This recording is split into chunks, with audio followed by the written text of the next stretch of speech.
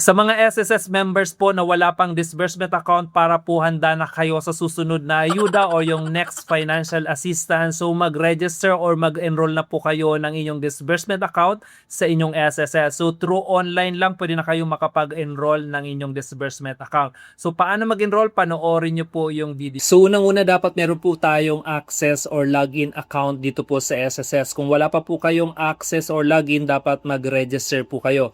So let's say nakalagin na po ako sa aking account. So dito po sa window ng SSS application, i-click lang natin tong services. Yan po yan. And then i-click lang natin tong disbursement account enrollment module. And then dito guys sa baba, meron po ditong enroll. I-click lang po natin yan. And then ito, basahin lang po natin. And then i-certify po natin. Click natin itong box sa gilid. Then i-proceed po natin. So dito guys, may dalawang enrollment option. May e-wallet, may bangko po siya. So kung e-wallet po, try po natin dito. So may notes po nakalagay dito, e-wallet accounts are currently not being used by SSS loan disbursement. So if you will file a salary or calamity loan application, please enroll a bank account for crediting of your loan proceeds. So ibig sabihin, mas importante po kapag bangko po yung in-apply po ninyo or yung re-register ninyo dito sa disbursement account po. So, i-okay lang po natin yan guys. So, i-click lang natin tong bangko po. Mas importante po yan. So, may notes din po dito. Dapat daw po yung bangko na i-register ninyo dito sa disbursement account ay same account po or same name nyo po. So, dapat po sariling account po ninyo ang ilalagay dito mismo sa DAIM. So, kapag other banks, marireject po yan. So, i-okay lang po natin.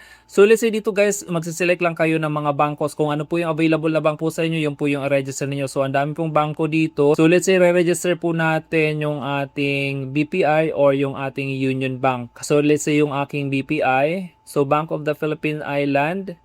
And then, lagay lang po natin dito yung account number. So, kapag na-fill up nyo na po yung lahat ng information dyan, let's say yung bangko, yung account number, then confirm yung account number, then next nyo lamang po siya.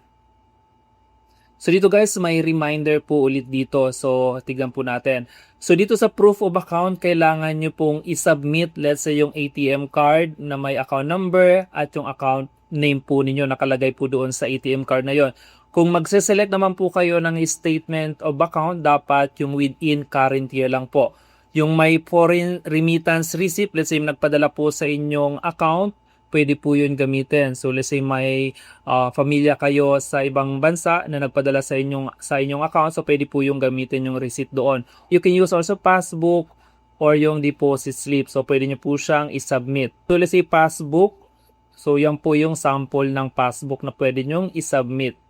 So dito naman sa ID or identification document, so pwede nyo pong gamitin yung national ID po ninyo, yung inyong passport. So any valid ID pwede po siya. Kailangan lang po dito ay isang valid ID. So dito naman po sa capture photo o dito sa selfie, kailangan nyo po hawak yung proof of account po ninyo. Let's say yung passbook and then yung valid ID. Dapat hawak nyo po yung dalawang yun habang magse-selfie po kayo. So ayan, pag nahawak nyo na po, pwede na kayong mag-selfie. So dito guys, i-click lang tong certified. Ayan, ito sa gilid. Then, i-enroll nyo na po siya. So ayan guys, hindi ko na po siya ipo-proceed. So mabilis lang po yun kapag okay na po siya. I-click lang tong enroll na nasa baba.